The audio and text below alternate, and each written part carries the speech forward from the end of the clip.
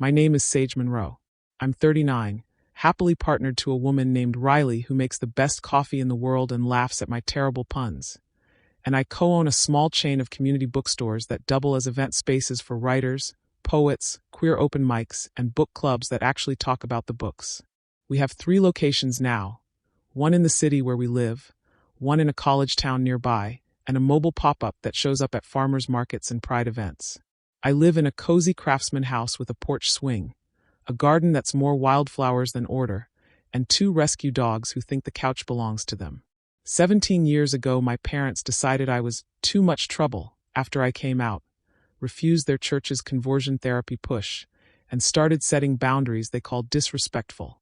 They changed the locks one weekend while I was at work, left a note saying, "You're on your own now," and told the family I'd chosen to leave. I was 22. I left for real. Built a life from scratch. Friends who became family, a partner who chose me every day, a business that gives space to voices like mine. My younger sister stayed behind, tried to keep the peace, and paid for it in ways I never wanted her to. When my parents' world finally collapsed last year, financial ruin, health crises, bitter infighting, they reached out in desperation. I looked back at the pain, forward at the peace I'd fought for, and chose forward. Every single time. The note was short.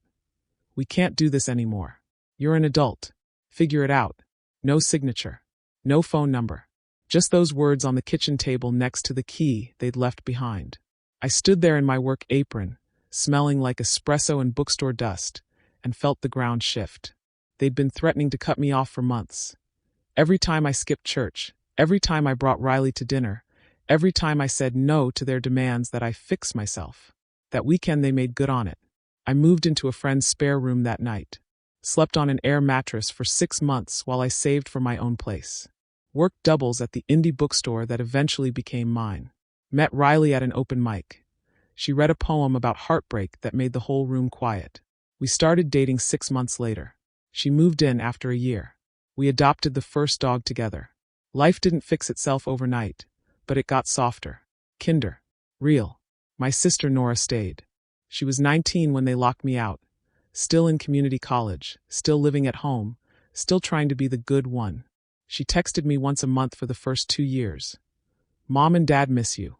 They're still praying for you. I'm getting married next summer. Wish you could come." I replied politely at first, then less, then not at all. The guilt was too heavy. She stopped reaching out after I didn't attend her wedding. I built chosen family instead. Riley's sister became my sister-in-law in every way that mattered. Our bookstore hosted weekly writing groups where people shared stories they'd never told anyone. I mentored young queer writers, funded scholarships, created space. The business grew slowly. First location, then second, then the pop-up.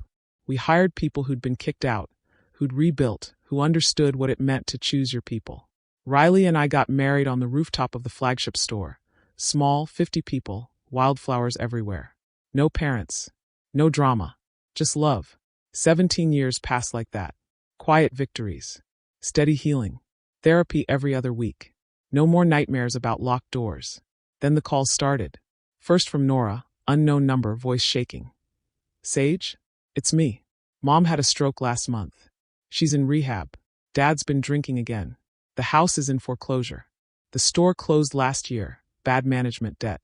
They're fighting nonstop. I'm trying to hold it together for the kids, but we need help. Financially. Just to keep Mom in care. Please." I listened. Felt the old ache flare, then settle. "I'm sorry Mom's sick," I said. "But I can't help. Not like that." She cried. "They're sorry, Sage. They talk about you all the time now. Regret. They want to make it right. They had 17 years. They chose blame over change. I chose peace. I'm keeping it." Next came Dad, voicemail slurred. "Sage, it's your father. We're in a bad spot. Lost everything. Nora's struggling. The grandkids, they need stability. You've done well. Help your family. We raised you." Raised me. Right. I deleted it. Blocked. Then Mom, email forwarded through Nora. "I'm sorry for everything. I was wrong. I hurt you. I see that now. Stroke changed my perspective. We're losing the house. If you could help with even a little, for the kids. Maya and Liam ask about their aunt sometimes. They deserve to know you. The kids. That part stung. Maya was 12, Liam 9. I'd never met them. Nora had sent photos over the years, school pictures, birthdays, but never pushed for contact. I'd kept them at arm's length to protect myself. I thought about it for weeks. Talked to Riley. Talked to my therapist. Talked to Echo on long walks in the woods. In the end, I set up 2 education trusts. $20K each for Maya and Liam, payable at 18 for college or trade school. Managed by a neutral third party. No parental access. No conditions. Just a quiet safety net for when they were old enough to decide for themselves. I emailed Nora. I won't fund mom and dad's care or debts. They made their choices. But I've set up trusts for Maya and Liam. Education only when they turn 18. No strings. Tell them their aunt loves them from a distance. If they reach out as adults, I'll be here. Until then, no contact. Take care of yourself and the kids. She replied once. Thank you. I'm sorry too. For not doing more back then. I didn't respond. Mom passed 6 months later. Complications from the stroke. Dad moved into a low-income apartment. Nora and her husband downsized. Got jobs in the city to be closer to affordable care. They stopped asking for money. The infighting quieted into exhausted silence. I still run the bookstores. Still host open mics. Still kiss Riley good morning every day. Still walk the dogs in the woods and feel grateful for the life I chose. Sometimes I think about that note on the kitchen table. You'll figure it out. I did. Not the way they meant. I figured out how to build family that shows up. How to choose peace over pain. How to love without owing anyone my survival. They crumbled. I bloomed. And the kids? When Maya turns 18 in 6 years, she'll get a letter with the trust details. And my phone number. If she wants to call, I'll answer. No guilt. No pressure.